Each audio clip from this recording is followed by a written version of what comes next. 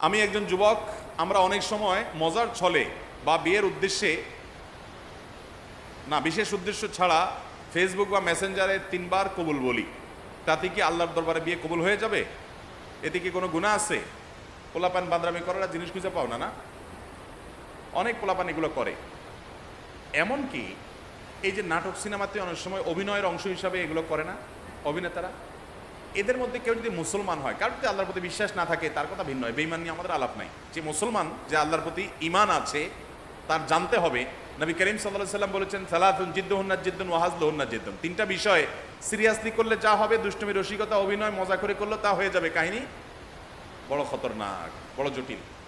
অতএব আপনি দোস্ত দুষ্টামি করে কোনো ক্লাসমেট মেয়েকে বললেন অন্য 2-3 দোস্তের সামনে যে আমি ওরে বিয়ে করলাম, হ্যাঁ, এবং সেও অ্যাডাল্ট আপনিও অ্যাডাল্ট, দুজন সাক্ষীও আছে।